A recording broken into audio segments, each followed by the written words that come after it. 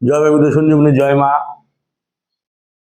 আমি সেই যে প্রদীপ গাঙ্গুলি, আশা করি সকলে ভালো আছেন।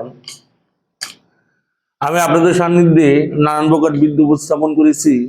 তার মধ্যে বহুবিধ মন্ত্রাদি, গুরুমুখী, স্বয়ংসিদ্ধ, স্বপ্নাদিষ্ট থেকে শুরু করে নানান প্রকার মন্ত্রাদি আপনাদের সান্নিধ্যে আমি উপস্থাপন করেছি। আজকে একটি যে বিদ্যা আপনাদের সামনে আমি দিতে চলেছি, এটি হচ্ছে কাপালিনী মহাবশীকরণ বিদ্যা। কাপালিনী বিদ্যা ডাইরেক্ট কালা বিদ্যা, কালা জাদুর একটি বিদ্যা। এই কাপালিনী মহাবশীকরণ বিদ্যা প্রয়োগ করতে গেলে প্রথমে যারা দীক্ষিত তান্ত্রিক একমাত্র তারা এই কাজ করতে পারবে।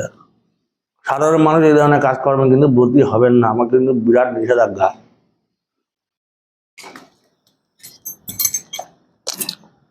এই মন্ত্রটা কেমন মন্ত্র? এই মন্ত্র দিয়ে আপনি যে শুধু সেই মেয়েকে বশ করবেন বলে না, সেই মেয়ের রুহু পর্যন্ত আপনি টানে নিয়ে আসতে পারবেন। এটি মেয়ে বশীকরণ মন্ত্র।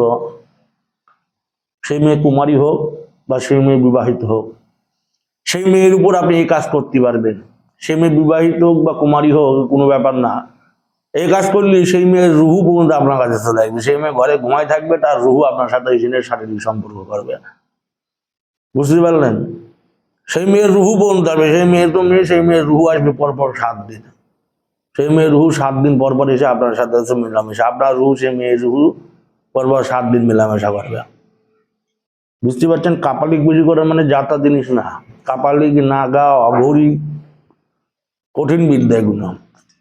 এই যে কাপালিক মহাবশীকরণ বিদ্যে, এই বিদ্যাটা কি করে প্রয়োগ করবেন, এটি কি করে চালা যাবে? গুরুদেব আপনার মন্ত্র দিয়ে দিল, আপনার বন্দুক দিয়ে দিল, কিন্তু কি করে বন্দুক চিপতে সেটি আপনি জানেন না। তাহলে সেই মন্ত্র রাখা না রাখা কিন্তু সমান। প্রথমে প্রয়োগ জানতে হবে। মন্ত্র দিয়ে হয় না, মন্ত্র প্রয়োগ আগে জানতে হয়, মন্ত্র আগে ভেদ জানতে হয়। এই যে মন্ত্রটি, এই মন্ত্র সম্পূর্ণ ভেদ, এই মন্ত্রের সম্পূর্ণ নিয়ম আপনাদের সান্নিধ্যে আমি খুলে দেব।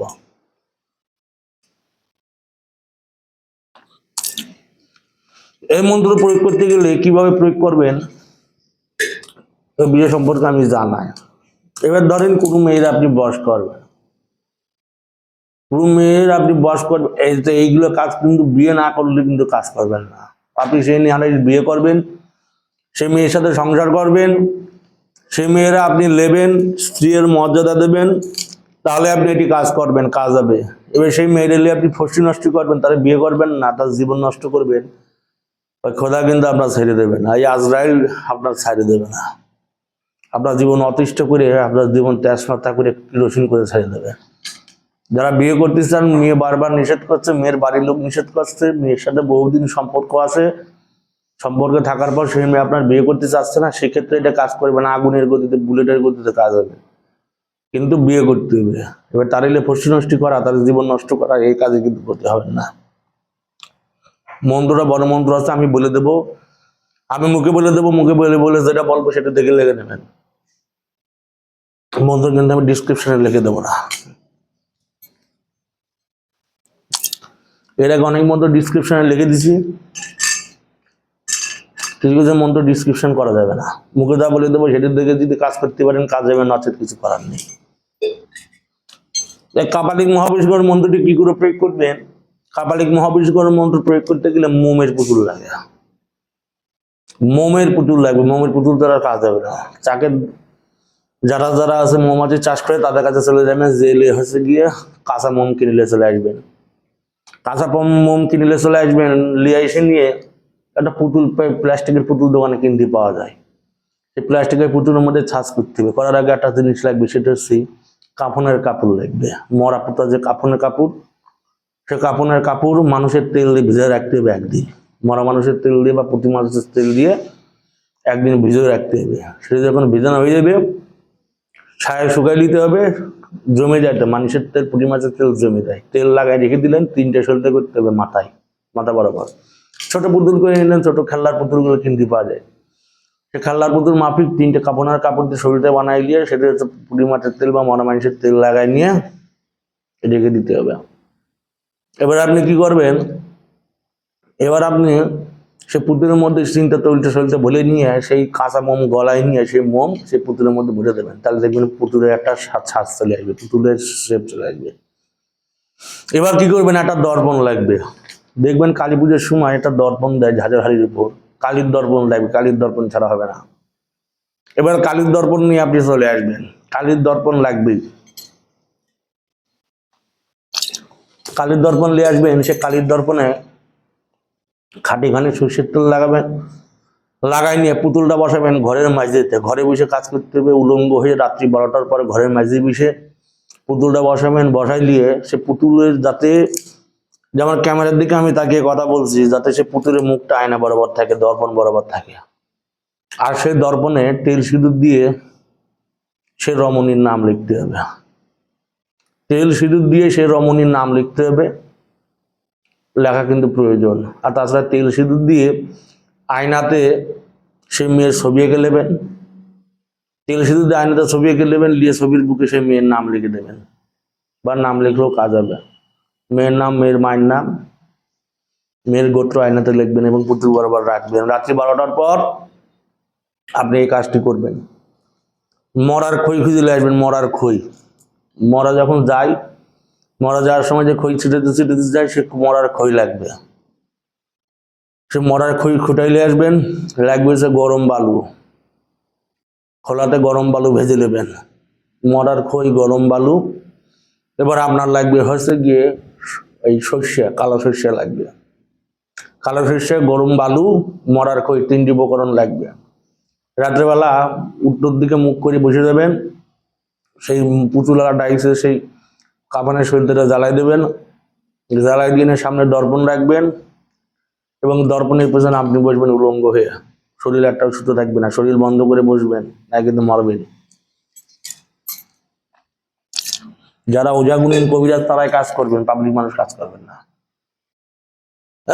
কাছে একটি ময়ূরের পাখা রেখে দেবেন, কাছে কোমরে তাকে একটা ময়ূরের যে চন্দ্র হয় সে চন্দ্র গুঁজে রেখে দেবেন কোমরে।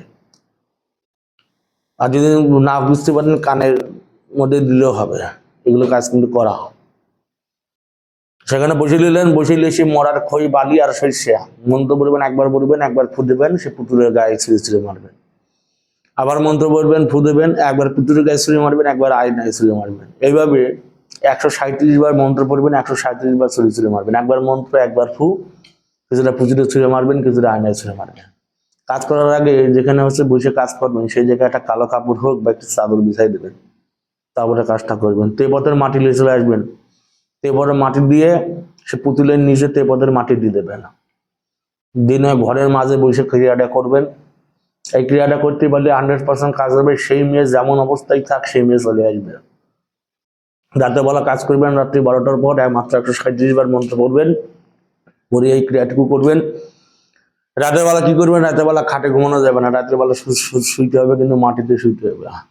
যেখানে কাজ করলেন সেখানে বিছনা পেতে শুয়ে যাবেন, চাদর চাদর পেতে শুয়ে যাবেন। রাতের বেলা দেখবেন এই শয়তান যে সেই মেয়ের সাথে, সেই মেয়ের রুহু টেনে নিয়ে আসবে।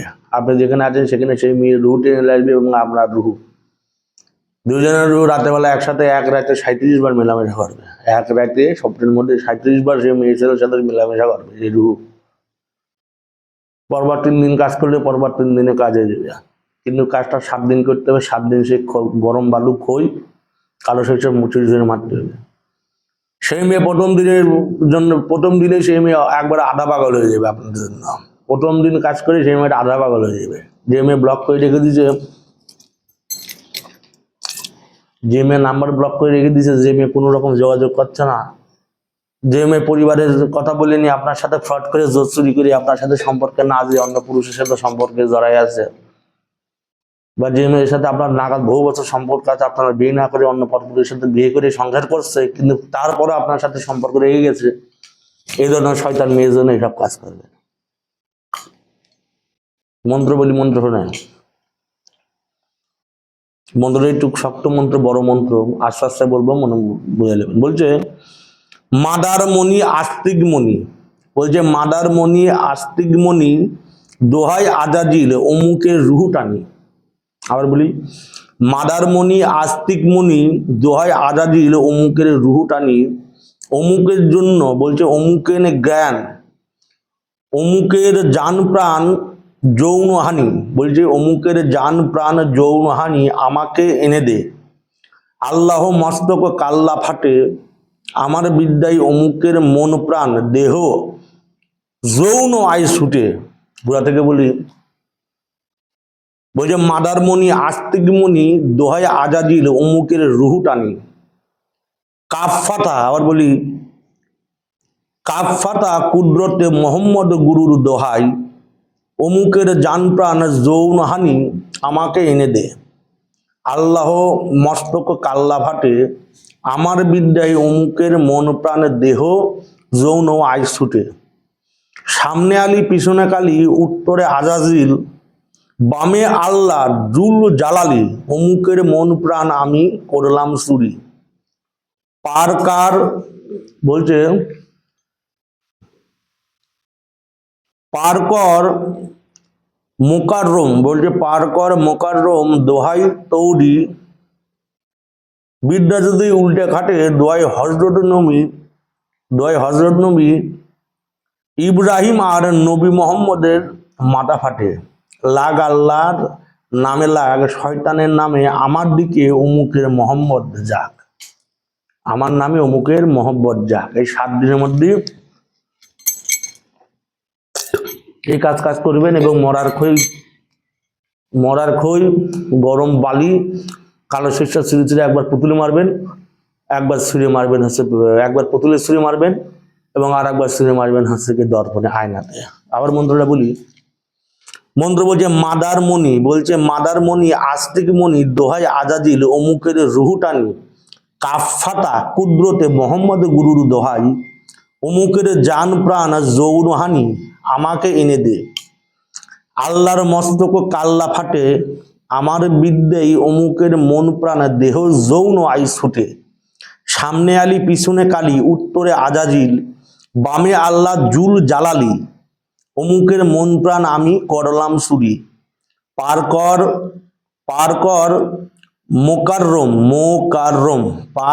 মোকাররম দোহাই তরি তয়কর দিঘি। বিদ্যা যদি উল্টা খাটে দোহাই হজরত নবী ইব্রাহিম আর নবী মোহাম্মদের মাথা ফাটে। লাগ আল্লাহর নামে লাগ শয়তানের নামে আমার দিকে অমুকের মোহাম্মদ জাগ। আমার নামে অমুকের মোহাম্মদ জাগ। আমার জায়গায় বলতে হবে পুরুষের নাম, অমুকের জায়গায় বলতে হবে নারীর নাম।